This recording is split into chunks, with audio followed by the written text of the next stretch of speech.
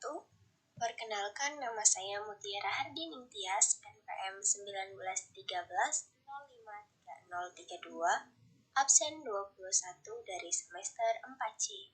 Di sini saya akan menjelaskan materi mengenai kebahasaan. Hakikat bahasa. Sebelumnya, apakah teman-teman sudah tahu apa itu bahasa? Bahasa adalah suatu sistem lambang berupa bunyi bersifat arbitrer digunakan oleh suatu masyarakat tutur untuk bekerja sama, berkomunikasi, dan mengidentifikasi diri. Fungsi bahasa sendiri adalah sebagai alat untuk bekerja sama atau berkomunikasi di dalam kehidupan manusia dalam bermasyarakat. Bahasa mempunyai banyak ragam. Setiap bahasa mempunyai ketepatan atau kesamaan dalam hal tata bunyi, tata bentuk, tata kata, tata kalimat, dan tata makna. Karena berbagai faktor yang terdapat di dalam masyarakat memakai bahasa seperti usia, pendidikan, agama, bidang kegiatan profesi, dan latar budaya daerah, maka bahasa itu menjadi tidak seragam. Unsur-unsur kebahasaan. Unsur-unsur kebahasaan yang pertama adalah fonologi. Apa itu fonologi? Fonologi adalah bagian dari tata bahasa atau ilmu bahasa yang mempelajari bunyi-bunyi ujaran suatu bahasa. Dalam fonologi sendiri terdapat fonetik. Apa itu fonetik? Fonetik adalah bagian dari tata bahasa yang menyelidiki dan menganalisa bunyi-bunyi ujaran yang dipakai dalam tutur, serta mempelajari bagaimana menghasilkan bunyi-bunyi tersebut dengan alat ucap manusia. Yang kedua adalah fonemik. Fonemik sendiri adalah bagian dari tata bahasa yang mempelajari bunyi-bunyi ujaran dalam fungsinya sebagai pembeda arti. Misalnya, bunyi satu dari kata lari diganti pagi dengan T atau M akan diperoleh kata tari dan mari. Pembentukan bahasa. Pembentukan bunyi bahasa atau bunyi dalam bahasa merupakan sebuah rangkaian bunyi yang dikeluarkan oleh penutur. Dalam pembentukan bunyi sendiri, ada 3 faktor utama yang terlibat. Yang pertama adalah sumber tenaga, yang kedua alat ucap yang menimbulkan getaran, dan yang ketiga adalah rongga pengubah getaran. Untuk menghasilkan bunyi bahasa yang benar diperlukan yang pertama alat bicara yang normal, yang kedua keterampilan dan kemampuan alat bicara dalam melakukan artikulasi, dan yang ketiga kemampuan mengatur pernafasan untuk mengalirkan udara ke rongga tenggorokan, mulut, dan hidung.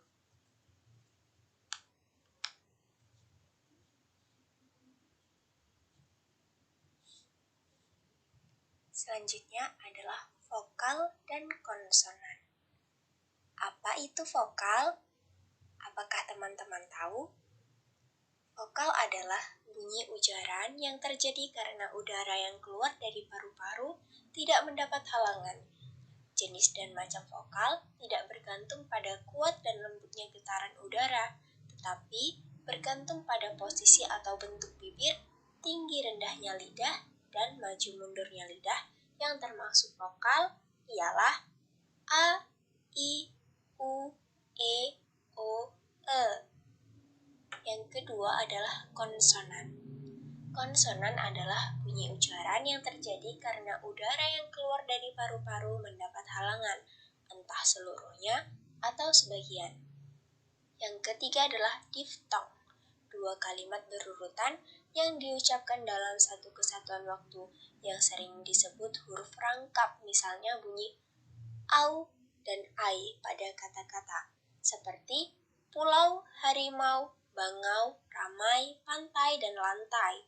Bila urutan 2 vokal itu diucapkan dalam satuan waktu yang berlainan, maka itu bukanlah diftong, seperti au dan ai dalam kaum, laut, raut, mau, bait, kait, dan naik. Vokal dan konsonan. Yang keempat ada deret konsonan. Apa itu deret konsonan? Yaitu dua buah konsonan yang letaknya berdampingan, tetapi tidak berada pada satu kata, melainkan pada suku kata yang berlainan. Apa itu suku kata?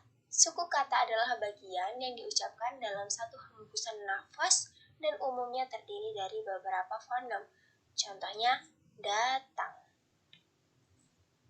Unsur yang kedua dalam kebahasaan adalah morfologi. Apa itu morfologi? Apakah teman-teman tahu? Morfologi adalah ilmu bahasa tentang seluk-beluk bentuk kata atau yang biasa kita dengar dengan struktur. Dalam morfologi terdapat 3 istilah. Yang pertama, morfem, yaitu satuan bahasa terkecil yang mengandung makna. Contohnya, berakan bermakna bila bersama morfem lainnya berlari. Yang kedua adalah almorf, variasi bentuk dari sebuah morfem atas pengaruh lingkungan yang dimasukinya. Contohnya, berubah menjadi berasa. Yang ketiga, afiksasi, proses penambahan imbuhan pada kata. Contohnya, prefiks atau awalan, yaitu ditambah kuda. Maka, hasilnya adalah berkuda. Kategori kata dalam bahasa Indonesia, yang pertama ada kata benda. Semua kata yang merupakan nama diri, benda atau segala sesuatu yang dibendakan. Contohnya kebersihan dan kesombongan. Yang kedua ada kata kerja. Kata kerja itu sendiri menyatakan perbuatan, tindakan, pekerjaan, atau suatu keadaan. Contohnya lari, duduk, makan. Yang ketiga, kata sifat, yaitu menyatakan sifat dan keadaan suatu benda atau yang dibendakan. Contohnya, manis, besar, jauh, gelap. Dan yang keempat, kata depan atau preposisi, sebagai perangkai kata kelompok, kata dalam kalimat. Contohnya, di, ke, dari, bagi, untuk, daripada, kepada. Fungsinya menyatakan tempat, waktu, alat yaitu dengan objek. Kategori kata dalam bahasa Indonesia yang kelima adalah kata keterangan atau adverbia. Memberi penjelasan kalimat atau bagian kalimat dan tidak bersifat menerangkan keadaan. Contohnya, barangkali, memang, atau mungkin. Yang keenam, kata penghubung, yaitu kata untuk menghubungkan kata dengan kata, klausa dengan kalimat, atau kata dengan kalimat. Contohnya, karena, ketika, serta. Unsur kebahasaan yang ketiga adalah sintaksis. Apa itu sintaksis? Sintaksis membahas mengenai hubungan antar kata dalam tuturan, yang termasuk adalah frasa, klausa, dan kalimat. Apakah teman-teman tahu apa itu frasa, klausa, dan kalimat? Frasa atau kata yaitu satuan gramatikal yang diucapkan bersifat berulang-ulang dan secara potensial ujaran itu dapat berdiri sendiri. Yang kedua, klausa. Klausa, satuan gramatikal yang setidak-tidaknya terdiri dari subjek dan predikat.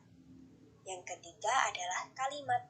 Kalimat adalah satuan bahasa yang secara relatif berdiri sendiri, mempunyai intonasi final atau kalimat lisan, dan secara aktual ataupun potensial terdiri atas klausa. Jika dilihat dari fungsinya, unsur-unsur kalimat berupa subjek, predikat, objek, pelengkap, dan keterangan. Jenis-jenis kalimat. Apakah teman-teman tahu ada berapa jenis kalimat? Yang pertama ada kalimat sederhana yang berbentuk dari klausa yang sederhana. Contohnya, ibuku tertawa yang terdiri dari subjek dan predikat. Yang kedua adalah kalimat tunggal terdiri dari masing-masing unsur atau kalimat sederhana. Contohnya, ayah membaca koran. Ada subjek, predikat, dan objek. Yang ketiga adalah kalimat majemuk, memiliki dua pola atau lebih dalam susunan kalimatnya. Dalam kalimat majemuk terdiri dari kalimat majemuk setara dan bertingkat. Kalimat majemuk setara, contohnya ayah membaca koran dan ibu memasak di dapur. Kalimat majemuk bertingkat, perluasan dari kalimat tunggal yang membentuk satu atau lebih pola kalimat baru. Contohnya, kakak sedang membaca buku. Kakak sedang membaca buku ketika ayah pulang dari kantor. Selanjutnya ada kalimat berita, yang isinya menyatakan berita atau pernyataan untuk diketahui oleh orang lain yang diakhiri dengan tanda titik. Contohnya, pendidikan dasar sudah berjalan lancar, titik. Selanjutnya adalah kalimat tanya. Isinya mengharapkan reaksi atau jawaban. Contohnya, siapa yang memakan coklat ini? Setiap kalimat tanya pasti akan diakhiri dengan tanda tanya. Dan selanjutnya adalah kalimat efektif, yaitu kalimat yang subjeknya melakukan pekerjaan. Contohnya, Rina membaca buku di ruang tamu. Kalimat pasif, yaitu kalimat yang subjeknya dikenai pekerjaan. Contohnya, buku dibaca Rina di ruang tamu. Kalimat langsung, yang langsung diucapkan si pembicara atau merupakan ucapan si pembicara. Contohnya, bagaimana hasil ujianmu, Ahmad, ketika ayah berbicara. Kalimat tak langsung, yaitu kalimat yang menceritakan kembali ucapan orang lain. Contohnya, ayah bertanya kepada Ahmad tentang hasil ujiannya. Dan unsur kebahasan yang terakhir adalah semantik.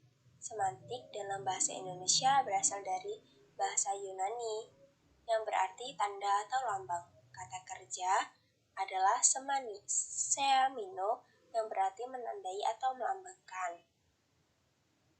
Yang dimaksud dengan tanda atau lambang terdiri atas komponen yang menggantikan, yang berujuk bunyi dan bahasa. Komponen yang diartikan atau komponen pertama, yang kedua komponen ini adalah tanda atau lambang, sedangkan yang ditandai atau dilambangkan adalah sesuatu yang berada di luar bahasa atau yang lazim disebut dengan reference, acuan, atau hal yang ditunjuk. Berdasarkan paparan di atas dapat disimpulkan bahwa ilmu semantik adalah ilmu yang mempelajari hubungan antara tanda linguistik dengan hal-hal yang ditandainya. Semantik adalah ilmu tentang makna atau arti. Terima kasih. Itulah materi bahasa yang dapat saya sampaikan mengenai kebahasaan yang pastinya dapat bermanfaat bagi penyimak, pembaca. Saya akhiri. Wassalamualaikum warahmatullahi wabarakatuh.